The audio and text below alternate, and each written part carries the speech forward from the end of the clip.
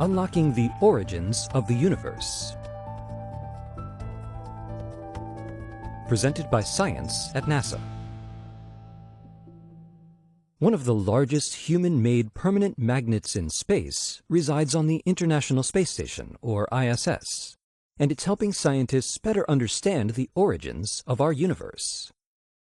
The Alpha Magnetic Spectrometer, or AMSO2, is an observatory that is collecting data from measurements of cosmic rays, nuclei from hydrogen up to iron, as well as electrons and positrons that pervade all of our universe.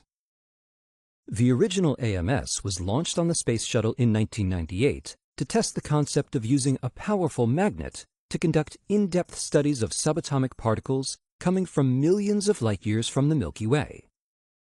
AMSO2 was installed on the space station in 2011 with a projected lifespan of 3 years. 8 years later, it's still working, having already measured and categorized almost 140 billion cosmic rays. Studying these particles can help researchers understand their origin in ways not possible on Earth, whose atmosphere affects them.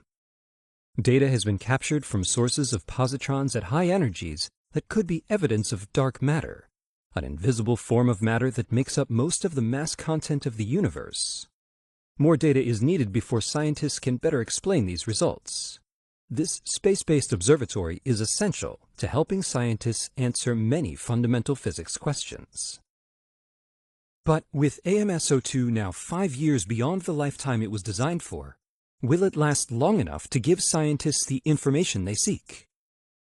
Dr. Kurt Costello, the ISS Program Chief Scientist at Johnson Space Center, says, "That's why astronauts are conducting a series of spacewalks known as extravehicular activities, or EVAs, in the fall of 2019.